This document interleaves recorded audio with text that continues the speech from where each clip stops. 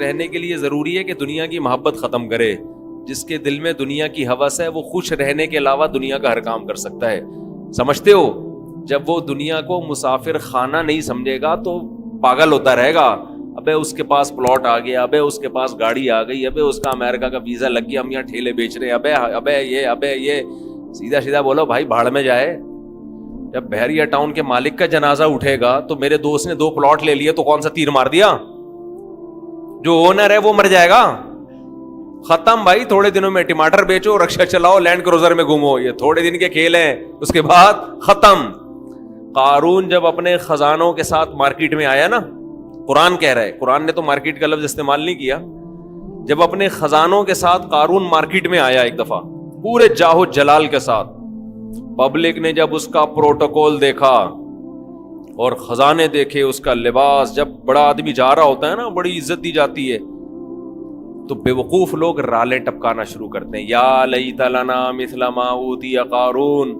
احمقوں اور بے وقوفوں نے کہا ہائے کاش ہمارے پاس بھی ایسی دولت ہوتی جیسی قارون کے پاس. کیا پروٹوکول ہے بھائی اس کا.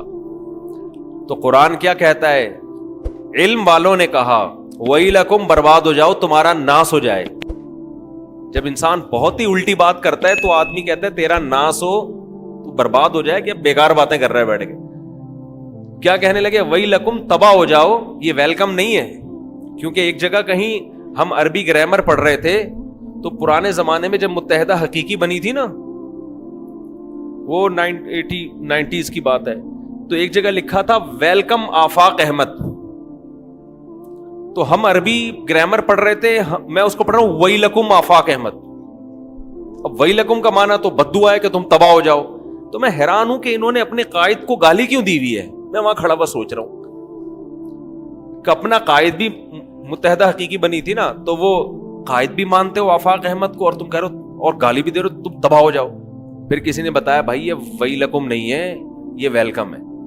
تو پھر ایک عربی ان دنوں میں آئے ہوئے تھے, وہ کہنے لگے لسبیلی ہی چوک کدھر ہے. لسبیلا چوک کو کہہ رہے تھے لسبیلی ہی چوک. وہ کہہ رہے تھے یہ لسبیلی ہی چوک کدھر ہے. تو عرب اس طرح کی غلطیاں بھی کر رہے ہوتے ہیں. تو خیر, تو قارون کے خزانوں کو دیکھ کر بے وقوف لوگ کیا کہنے لگے, یا لیت لنا, ہائے ہائے ہائے کاش ہمارے پاس بھی ایسا جاہو جلال ہو, ایسی گاڑیاں ایسی سواریاں ہوتی. تو اللہ فرماتے ہیں جو علم والے لوگ تھے انہوں نے کیا کہا, ویلکم, تمہارا ناس ہو, برباد ہو جاؤ تم. کیسی باتیں کر رہے ہو بے وقوفوں والی. ثواب اللہ خیرون, اللہ جو نیک عمل پہ بدلہ دے گا وہ اس سے کئی گنا بہتر ہے. تو کبھی تمہاری رالیں کسی نیک عمل کو دیکھ کے تو ٹپکی نہیں ہے کہ وہ روزے رکھ رہا ہے, وہ صدقہ کر رہا ہے, تو رال ٹپکے یار کتنا کما رہا ہے. یہ ٹپک کس پہ رالیں رہی ہیں؟ جو عیاشی کر رہا ہے. تو یہ عیاشی تو تھوڑے دنوں میں ختم ہونے والی ہے. اور قارون اب مارکیٹ سے شارٹ ہو گیا کہ نہیں ہو گیا؟ کہاں گیا اس کا جاہو جلال؟ تو قبر بھی نہیں ملتی, قبر بھی نہیں ہے, زمین میں دھسا دیا اللہ نے, ایسا دھسایا حدیث میں آتا ہے قیامت تک دھستا ہی رہے گا. موسیٰ علیہ السلام نے اسے کہا زکات دے, اللہ نے تجھ پر احسان کیا ہے, تو جیسے اللہ نے تجھے دولت دے کے احسان کیا تو اللہ کی مخلوق پہ احسان کر, تو بھی مخلوق پہ خوب خرچ کر. تو کہنے لگا یہ میرا کمال ہے جو میں نے پیسہ کمایا ہے, مائنڈ میرا کیا تھا. آج بعض مالدار لوگ کہہ رہے ہیں نا میرا مائنڈ, میری لک ہے اور میری, او بھائی آپ کا کچھ نہیں ہے. جس کے لیے اللہ رزق کے دروازے کھولنا چاہے کھول دیتا ہے. ہم نے بڑے بڑے فنٹر دیکھے ہیں, وہ بیچارے ٹماٹر ہی بیچتے رہتے ہیں ساری زندگی, حالانکہ مائنڈ ان کا بہت ہوتا ہے. اور بڑے بڑے بے وقوف لوگ دیکھیں جن کے پاس نوٹ گننے کی فرصت نہیں ہے. تبھی امام شافعی نے کہا ہے نا, ایک شعر امام شافعی کی طرف منسوب ہے واللہ عالم, کہ اگر عقل کی بیس پر لوگوں کے پاس پیسہ آتا تو غریب تو بیچارے بھوکے مر جاتے. نہیں سوری, بے وقوف بیچارے بھوکے مر جاتے اگر عقل کی بیس پہ پیسہ مل. تو میں اکثر اس پہ ایک واقعہ بھی سناتا ہوں, میں جلدی سنا کے آگے چلتے ہیں.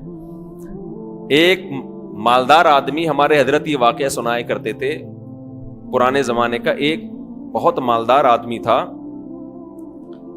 غریب تھا, سوری، ایک بڑا عقل مند آدمی تھا غریب. مجھے بھی روزہ لگ رہا ہے آج نا.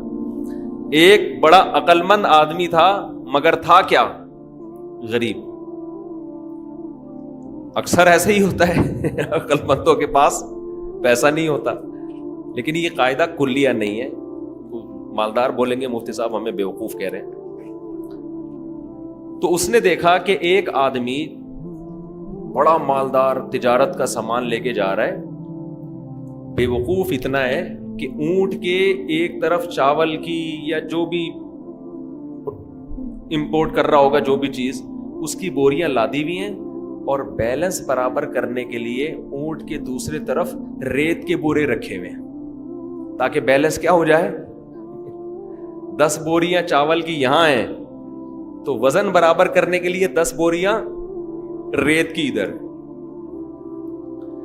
اس امیر آدمی نے لفٹ مانگی اس غریب سے, وہی نا روزہ لگ رہا ہے.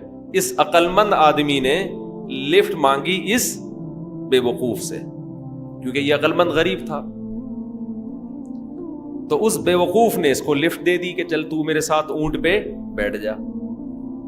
اب اس عقل مند نے اس بے وقوف مالدار سے پوچھا کہ یہ ان بوریوں میں کیا ہے جو رائٹ سائڈ پہ. اس نے کہا بھائی چاول ہے یا آٹا ہے یا جو بھی تھا.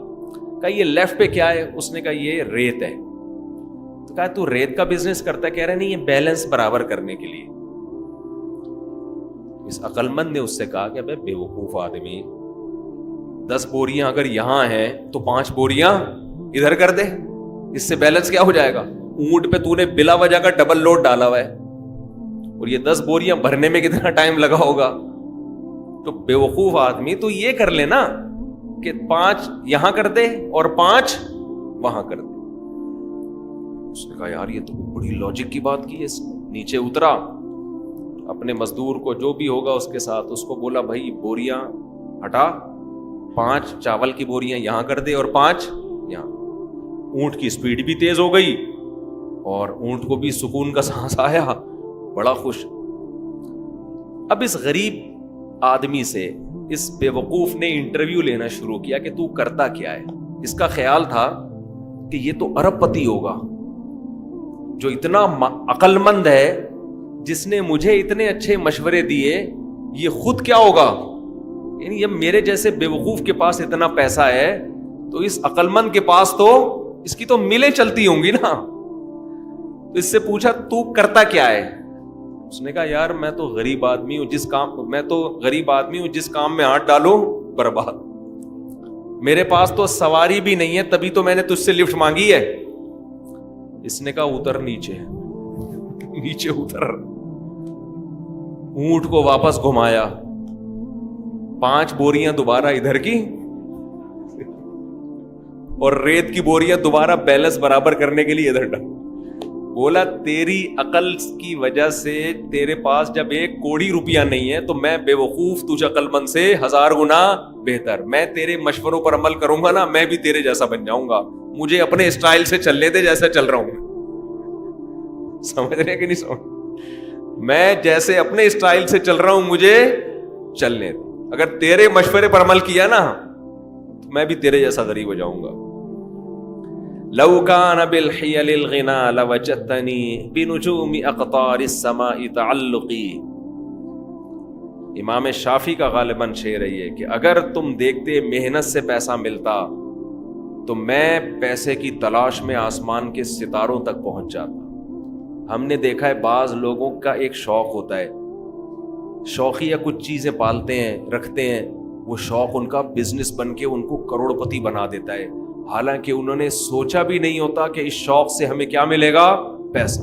اگر وہ پلاننگ کر کے کرتے تو کچھ بھی نہیں آتا ہاتھ. اس کا مطلب یہ نہیں کہ آپ محنت نہ کریں. پہلے ہی ہمارے یہاں پوستی پن چل رہا ہے, اٹھتے نہیں ہیں, 12-1 بجے اٹھتے ہیں, ایک دکان پہ نہیں بیٹھتے. محنت تو کرنی ہے لیکن ملے گا اتنا جتنا اللہ نے مقدر کیا ہے. تو میں وہ عرض کر رہا تھا کہ نبی صلی اللہ علیہ وسلم نے جو مثال دی ہے نا کہ 2 چیزیں جوان ہوتی ہیں تو وہ 2 برائیوں سے مراد صرف 2 نہیں ہیں, بلکہ جو بھی بری خواہشات ہیں بڑھاپے میں کم ہونے کے بجائے بڑھتی. اسی طرح اچھی خواہشات اگر جوانی میں اچھی عادتیں ہیں تو بڑھاپے میں وہ اچھی عادتیں کم ہونے کے بجائے جوان ہو. اگر آپ کو جوانی میں اللہ سے محبت ہے، بڑھاپے میں یہ محبت اور زیادہ بڑھ جائے گی. جوانی میں دنیا کو مسافر خانہ سمجھتے ہو، دل نہیں لگاتے، بڑھاپے میں بالکل لفٹ کرانا چھوڑ دو. ہم نے دونوں طرح کے بوڑھے دیکھے ہیں، سخی بھی اور کنجوس بھی.